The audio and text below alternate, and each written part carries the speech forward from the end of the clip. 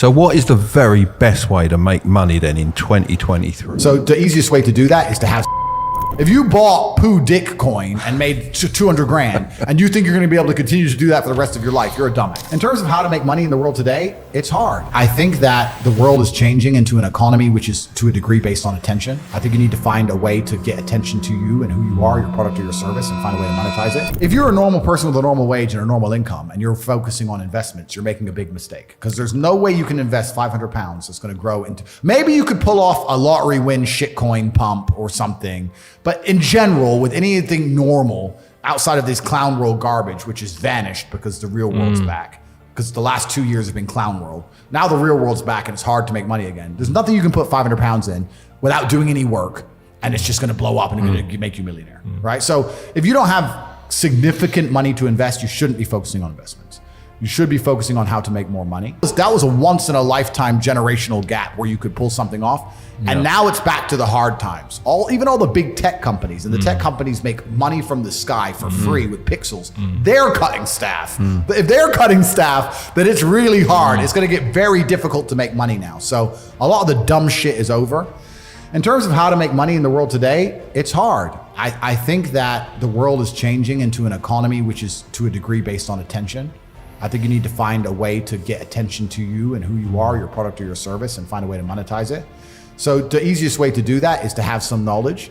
Even the podcast you guys run is an extremely efficient podcast. If you compare it to some of the other YouTube channels, like the big ones, like where they do these crazy stunts and stuff. Yeah. For you to get views, you talk. Yeah. Yep. For them to get views, they have to build a set and build that. It's not efficient, right? You need to find an efficient way to get attention, and then you have to prove yourself credible in your field and attract customers. And I think the best way to do that is online, and it doesn't matter what it is. And I think if you do those things and you work very hard and you try your best and you're never lazy, you will make some money. That's what I believe.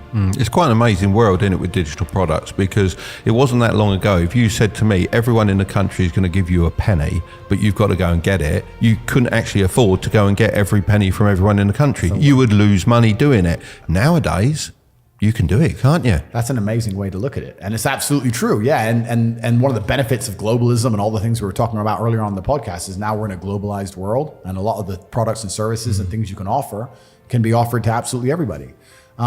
So inside of don't want to do a plug, but I will, but inside of our university, we teach a bunch of things. We have 18 modern wealth creation methods, but they're all based on online. I think online, it's not groundbreaking to say the internet's here to stay and it's the future. And I think that whatever business you're in, you need an online presence to it. And then you have to find a way to attract attention. And the best way to do that is to come across as knowledgeable and interesting. I think that's the best way to do it. If your business isn't an online business, do you think that Tell me a business that's not an online business. That is a hard Not one. anymore. But if it isn't purely an online business and you don't have location freedom, do you think you are actually free? Because E-Man talks a lot about footballers. They're earning a high income, but they're not actually free because they have to be somewhere at a certain time and When they're they're told told. what to do. Yeah, and very few people are actually free. And I'm saying very few, because everybody to a degree is owned by somebody, all the entertainers, all the footballers. And even, if you're a CEO, technically you're free, but if you're too free, your business fails. So everyone's to a degree is owned. But you've just said something that intrigued me. Let's try and think of a business that's not an online business. What's not an online business? Laying bricks. Laying bricks, building. Cutting hair. Oh, cutting hair. Yeah, so cutting hair is not an online business. Not that you go to the hairdresser that often these days. In fact, I go twice a week to have my hair okay. shaved. Yeah. So then you have to define what an online business is, because if you start attracting attention online, that could, I guess you could say it's an online business. But let's try and think about something that's purely online.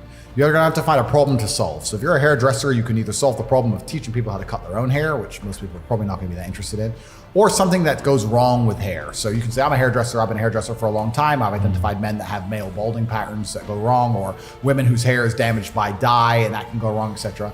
I've been a hairdresser for ages. Here's my Instagram page of all the hairs I've cut, and here's the way I can help you. You can start a YouTube channel that shows all the, you can come up with some health care, some hair thing. You could literally get some cream from X place and add in some avocado oil, some garbage, say it helps people and say it helps their hair.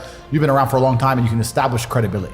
You establish credibility based on the fact that you cut hair, you've been around for ages, and you know exactly what you're talking about. You have this cream, you have this product now that has helped X amount of customers. You can give it to your customers and they can start to give you reviews and say, yeah, it works fantastically. You can sell it by your Instagram page for $7 a bottle, and bam, you have an online business.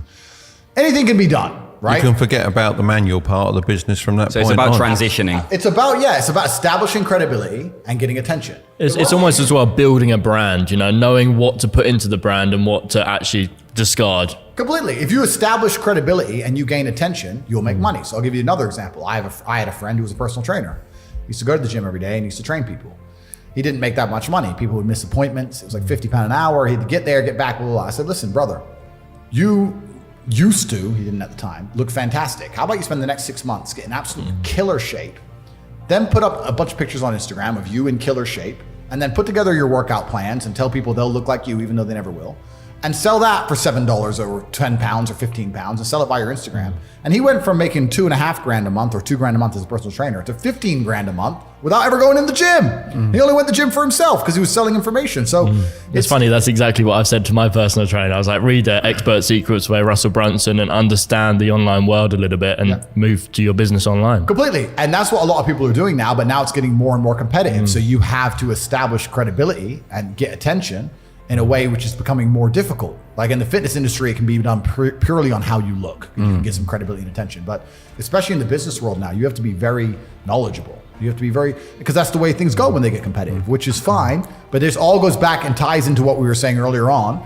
If you're not trying your best and working hard and paying attention, then you're going to get wrecked. Another thing I will say to people at home, and I've said this before, every single time I ever spend money, I pay attention to why I spent money. And that gives you a lot of information and a lot of knowledge when it comes to sales and marketing. If I go and I buy some clothes, I am conscious about why did I choose this store instead of that store or that store? What were they doing better? Correct. Is it the branding? Do I know them? Am I familiar with them? Is it because there was no line? Is it because they had a brighter sign? What was it? Oh, there's a line there. There's no line here. So in my physical businesses, which I have in Romania, I have this thing with the staff. I said, there can never be a line. Faster.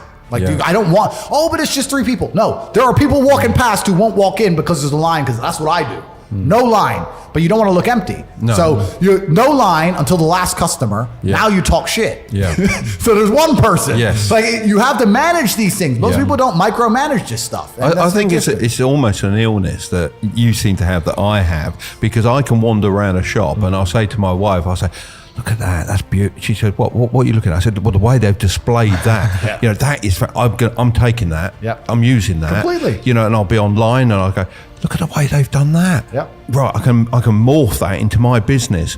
But it is a little illness. But I think you have to have a business to be like that. If you've got something to apply. I don't think so, because you can look at other people, what they're wearing, what they're doing.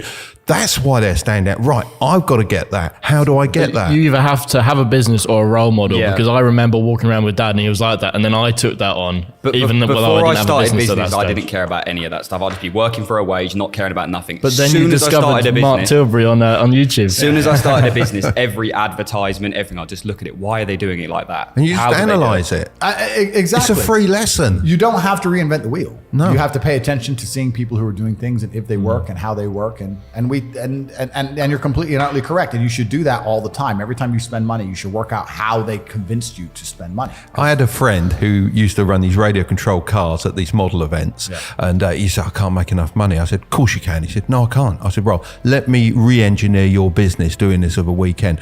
I say, so what's the setup? He said, it's 5 minutes for £1 or whatever it was. I said, right, we'll charge double that and it's £2 a go. No one knows how long this go is. It's true. Right? Let the queue build a little bit, but as it builds, they get less time. It's how fun fairs have worked for years. Smart. Years. Smart.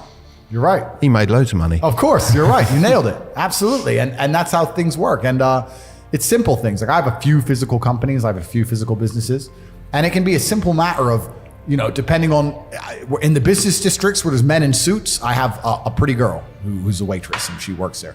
The difference that will make to a bottom line is the dude going and flirting with this chick every lunchtime. You'd be amazed. But people don't think about these things. But even if you don't have a business, if you pay enough attention to these kind of things, you'll get business ideas. It'll inspire you. You go, you know what?